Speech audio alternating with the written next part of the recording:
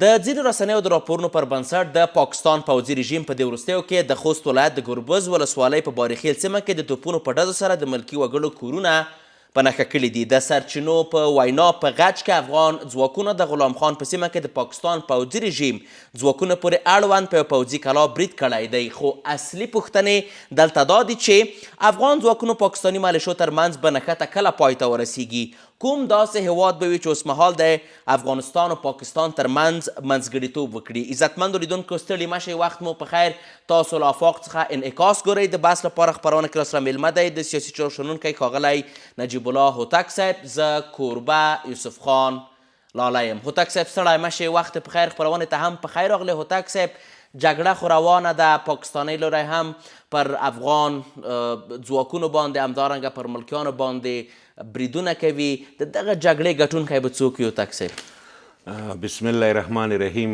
په سر کې لالی صاحب محترم خپل د مینې او محبت ډک سلامونه تاسو ته، تخنیکي همکارانو ته او د افاق خبري اژانس ټولو درنو لیدونکو او اوریدونکو ته وړاندې کوم. وعلیکم السلام.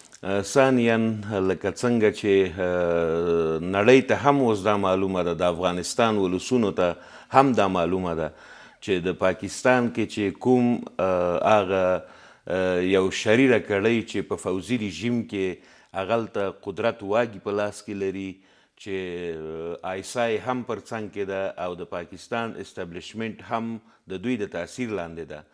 نو دوی تاسې وګورئ په دغه تیرو 4-5 میاشتو کې چې په افغانستان کې دوی د کرښې خوا سره د تورخم دروازه بنده کړله، د ټولو نړیوالو اصولو خلاف په افغان مهاجرینو باندې د ټولو بشري حقونو څخه په سرغړونې، یعنی هغه ظلم و زیاتی شروع کړ چې دوی د شپې په کورونو چاپې وهلې او دا یې دې خواته راواړول، حتی هغه خپل جایدادونه یې نه پرېښودل، حتی د دوی هغه څه توکي چې ول هغه یې نه پرېښودل چې خرڅ کړي، په ډېر زر او جبر سره دغه افغانان دې خواته راواړول.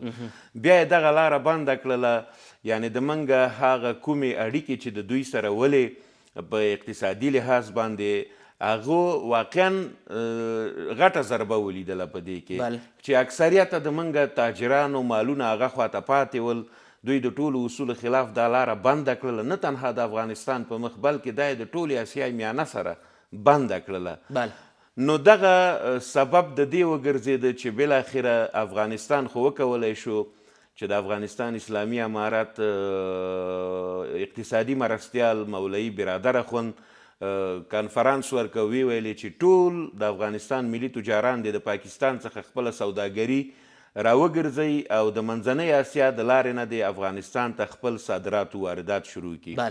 نو د دې وروسته لالی صاحب محترم دا د دوی دپاره د زغملو نه وله چې موږ د دوی بدیل چې وخته به دغه لاره وتړل شوله د تورخم، نو دلته به نرخونه لوړ تل یا به پسې راتېر شه، یو بهانهګیري وله د یو سیاسي الې د فشار په توګه دغه دروازه دوی استفاده کوله.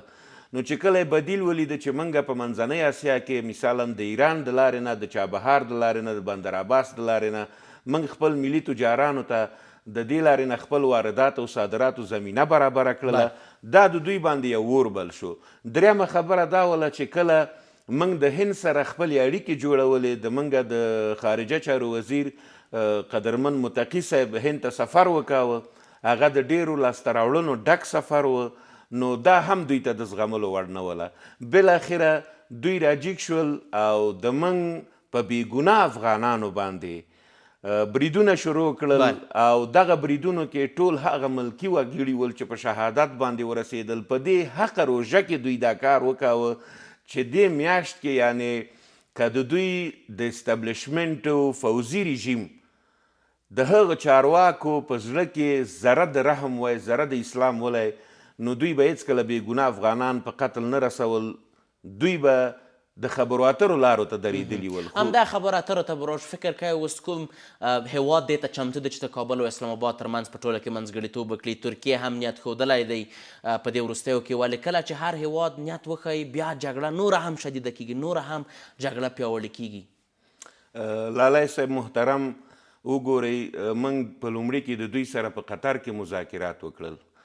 دوی په قطر کې هم د افغانستان هغه کوم حقه حقوق چې دي د هغوی نه یې سرغړونه وکړله. اول د دوی هغه هیات باصلاحیته نه و چې هغلته لاړ شي او پریکړه وکړي. د قطر نه هم دوی وتښتېدل لاړل.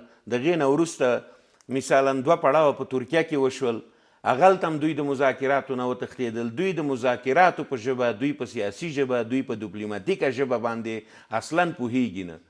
د دوی په سعودي عربستان کې همدغسې هم هغلته د مذاکراتو نه وتښتېدل، ځکه چې د افغانستان هغه کوم حق و حقوق چې د موږ د پلرو د نیکو نه میراث راپاتې ده، هغوی ته دوی غاړه نه ایښودله. دوی نامشروع غوښتنې درلودلې. په افغانستان کې تاسې لیدل چې دلته مداخلې کولې د موږ په کورنیو چارو کې، او کله به یوه نسخه راته راولېږله چې دلته همه شمول ده او بې شمول ده او دا حکومتونه دي، دا خو دا ملک د خپله خلکو پورې اړه لري. څوک به امارت خوښوي، څوک به جمهوریت خوښوي، دا د دوی پورې هېڅ مربوط نه ده. خو یعنې دوی بهانهګیري کوله. که موږ همداسې د کونړ په سیند باندې بند جوړوو چې دا د موږ خپل طبیعي حق ده، هغه هم دوی ته د منلو وړ نه وه. که موږ د منځنۍ اسیا د هیوادونو سره اړیکې خپلې پیاوړې کولې، دا هم دوی ته د منلو وړ نه وله. نو بالاخره دغه مذاکرات د دوی د خوا نه ناکام شول. د دوی هر هیات به چې دلته راغی، هغه به صلاحیت نه درلوده، دلته په خبرو بوخت و. دوی به د موږ په بېګناه وګړو باندې دلته بمبارۍ کولې، په شهادت به یې رسول. بالاخره دې نتیجې ته ورسېدله لالی صاحب محترم چې په دغه تیره یوه هفته کې دوی یعنې د موږ په بېګناه وګړو باندې همدغسې په ننګرهار کې، په پکتیا کې، په خوست کې، همداسې په قندهار کې، خو دغه 2400 کیلومتره کرغېړنه کرښه چې د موږ د دوی سره ده، د هلمند او د نیمروز نه همداسې راواخله او په کونړ او په نورستان باندې ختمه که. نو دوی دلته په ننګرهار کې تاسو ته معلومه ده، د افغانستان خلکو ته، ټولو رسنیو ته دا معلومه ده چې د یوې کورنۍ 23 کسان هغلته په شهادت ورسول او زخمیان او شهیدان یې کړل چې هغه د نزاکت کورنۍ وله. نو د اسلامي امارات یعنی تهاجمي برید نه و، دا د غچ اخیستنې برید و چې خپل استقلالیت، خپل افغانیت او د خپلو افغانانو د شهیدانو د وینې باسخاس کولو دپاره. ګیله هم همدلته همدا ده چې کله چې د اسلامي امارت ځواکونه ځوابي بریدونه کوي، د پاکستان پوځیان په نښه کوي. ولې بل پلو پاکستان پوځیان چې بریدونه کوي پر افغانستان، په افغانستان کې ملکیان په نښه کوي. دا څنګه؟ آیا جګړه هیڅ قانون لري چې پاکستاني پوځي رژیم د افغان ملکیان په نښه کوي؟ یعنې وګورئ، که دوی چیرته د جګړې په اصولو، په قواعدو باندې پوهېدلی، خو په هیڅ اصولو کې د جګړې نشته چې ملکي خلک دې قرباني شي. یعنې دوی ټول اصول د پښو لاندې کړل. دا ډېر یو بې شرمانه حرکت و، دا ډېر یو ضعیفه حرکت و. دوی د افغانستان تاریخ نه و لوستی. دوی دا فکر نه کاوه چې افغانانو حوصله به زیاتي بالاخره تنګه شي او د دوی په مقابل کې به لکه څنګه چې تاسې وګورئ چې موږ صرف دفاعي حالت کې د موږ دغه زړورو امنیتي ځواکونو په دوی باندې غچ اخیستونکي بریدونه وکړل، د دوی چوڼۍ یې ویشتلې، د دوی د کرښې نه هغاړه 40 کیلومتره ورغلل، د دوی په سلګونه هغه فوزي رژیم، هغه کرایي فوج یې هغلته وواژه، د دوی نه تجهیزات راوړل، هماغلته ملکي خلکو ته تلفات هیڅ کله موږ نه ده رسولی. بیا تاسې وګورئ چې تېره ورځ د دوی هغه د ایرا منډیي نسل د علماو د شورا مشر د دوی په اصطلاح باندې راجګیږي او په افغانستان باندې د جهاد فتوا ورکوي. یعنی یو مسلمان د دوی په خوله کې څه رقم ته د جهاد خبره راځي. نو زه د یو افغان په صفت باندې دا ورته وایم چې ته ولې په ایرا منډیي باندې دا د جهاد فتوا نه ورکوې؟ تاسې د هغو نسل هستئ. دا خو تر اوسه د موږ امنیتي ځواکونه او دفاعي ځواکونه، یعنې په دفاعي حالت کې د تاسې که کابل ویشته نو اسلام آباد هم درته ولړزاوه، لاهور هم درته ولړزاوه، کراچۍ به هم درته ولړزوو، او همداسې په کویټه کې لکه څنګه چې په لورولایي کې، په شورابک کې او په کشلاخ کې د دوی ډیر لوی فوزي مرکزونه د افغانستان اسلامي امارت دغه زړورو مجاهدینو په نښه کړل. نو اوس زه دغه معتاد او دغه یعنې د انسانیت نه د ده شکل زیاتي وتلی ده.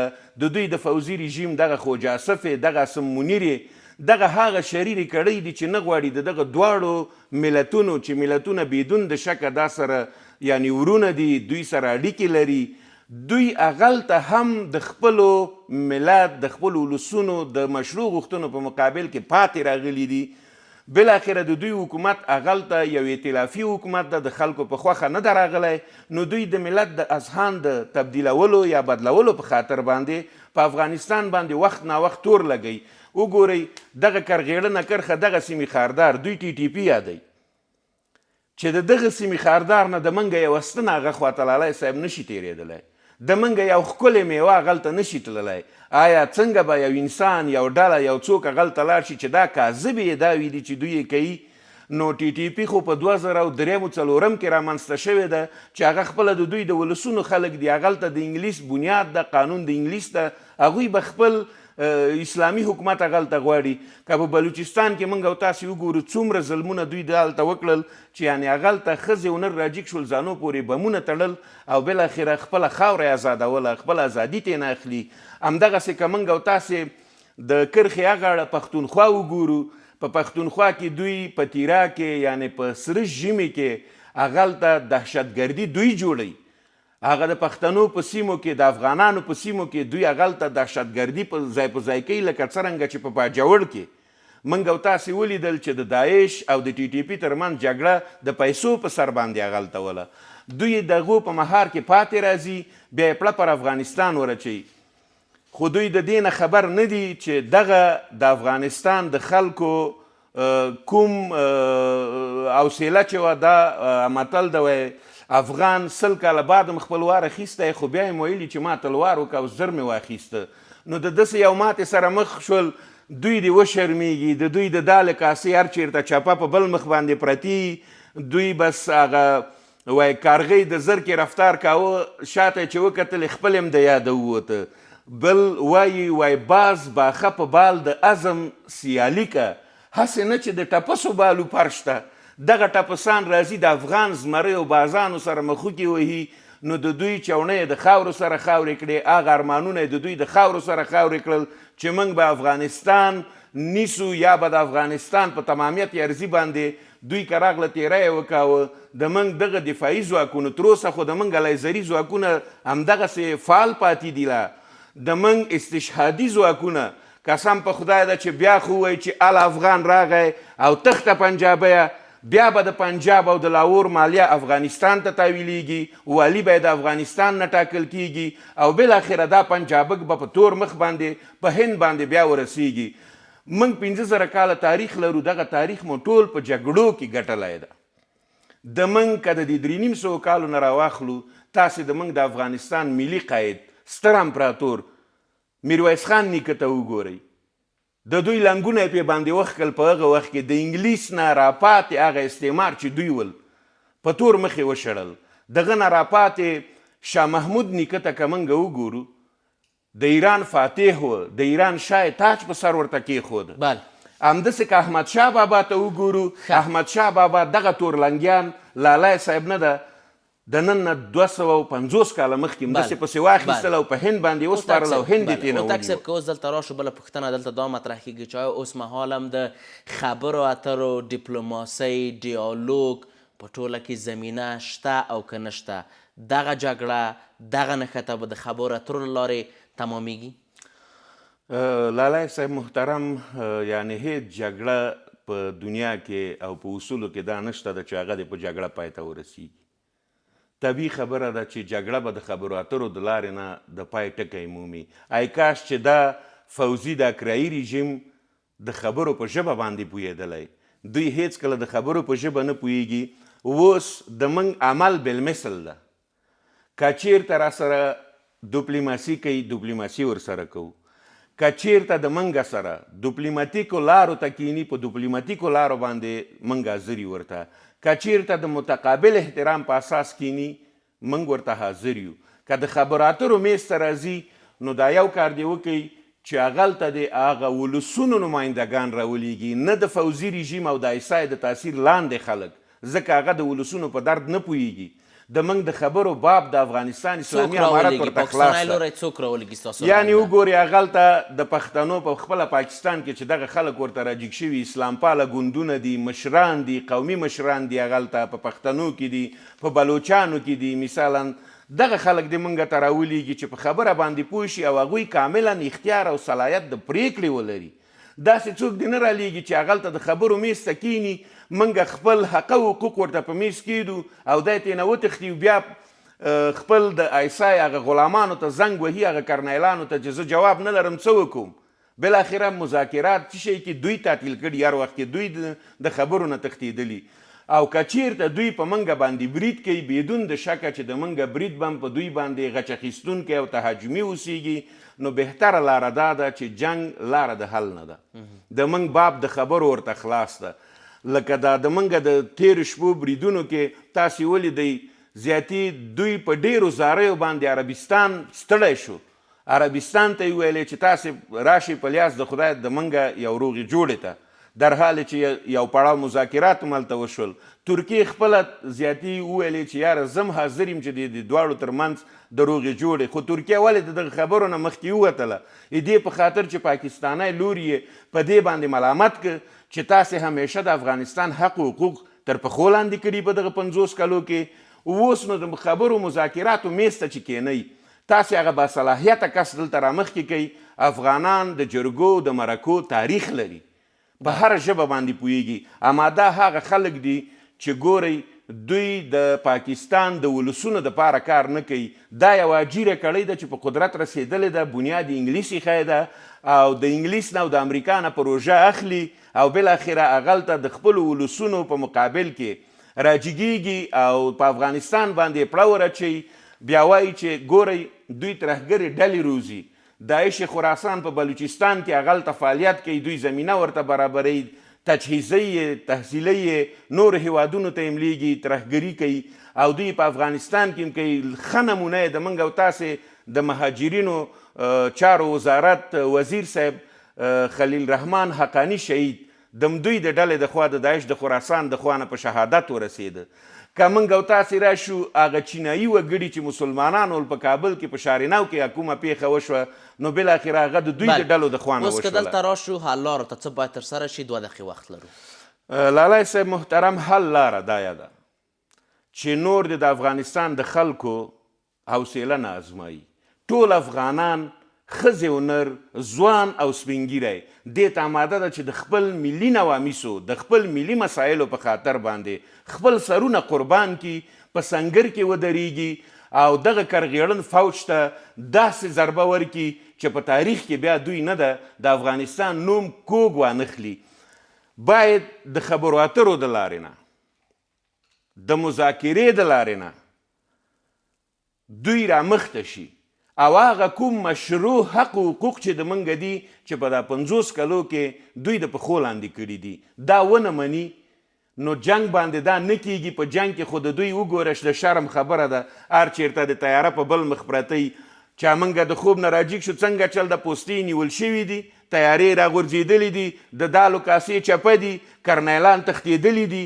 نو دا خو زیاتی شرم ده دوی ته. دوی که لږ زرم دسې په شرم باندې پوهېدلی، دوی د زیاتی په خپل ایمان او وجدان باندې صحیح فکر وکوي. هغه کومې غلطې پالیسۍ او ستراتیژي چې د افغانستان په مقابل کې جوړه کړې، په غیر د سره فکر وکوي.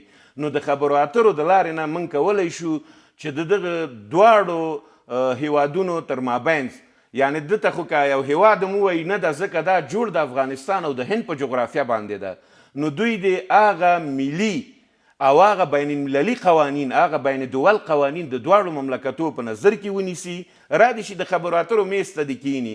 او که دوی د زور او د جبر لاندې ښیي افغانستان په دې یوه پیړۍ کې د دنیا هغه ستر قدرتونه، هغه سترې امپراتورۍ دلته ماتې کړي دي، د هیڅ ټانګو، تیارې او د توپ د تاثیر لاندې نه راځي. همدا اوس دوی کولی شي چې د خبرو اترو میز ته کیني، د موږ باپ ورسره خلاص ده. ګورئ که موږ د هند سره اړیکې جوړو، دا په دې معنا نه دي چې د پاکستان سره یې نه غواړو. ښې اړیکې د پاکستان سره موږ غواړو، د ولسونو سره یې غواړو. دغه فوزي رژیم د مداخله د ولسونو په هغه حقونو کې نه کوي، هغوی ته د خپل حقونه ورکي او د موږ په تمامیت یې ارزي، په ځمکنۍ بشپړتیا، په ملي نوامیسو باندې دی تیری نه کوي چې سترګې به یې داسې په دا ګوتو باندې د دې فوزي رژیم افغانان راوباسي لکه څنګه چې راښکلي دي، او داسې سبق به ورته ورکي چې د دوی نسلونو ته دا همداسې اوس پاتې ده چې نور به زیاتي د افغان نوم کوږ وانخلي. نو بهتره لاره دا ده چې خبرو اترو میسته کینی د موږ د ځوان وزیر خبره وای که په کابل باندې برید کیږي اسلام آباد به ضرور لړزیږي نو د خبرو اترو لاره بهتره لاره ده چې راشي او خبرو اترو ته کینی او د ما د هغه اسلامي نړیوال کانفرانس د هیوادونو نه چې اسلامي هیوادونه پکې شامل دي غوښتنه مې دا ده چې ورونو راجګ شي د دغسې صهیونیستي رژیم په مقابل کې خپل غږ پورته کوي په نړیوالې ټولنه مې دا غږ ده چې دغه صهیونیستي رژیم دغه فوزي رژیم چې کوم د منګه سره دغه تیری کړی ده په دغه وخت کې نو تاسې غږ پورته کوي او دلته د بېګناه افغانانو د وینو د قاتل نه دا پوښتنه وکړي د سیاسي چهارشنبې ښاغلی نجیب الله هوتک صاحب په خپرونه کې ستاسو له حضور څخه نړۍ منندوی یم کور آباد چې وخت مو راکړ عزتمند اورېدونکو پر همدې ځای انعکاس پای ته ورسېد تر بیا کتو په الله پاک مو سپارم ښې چارې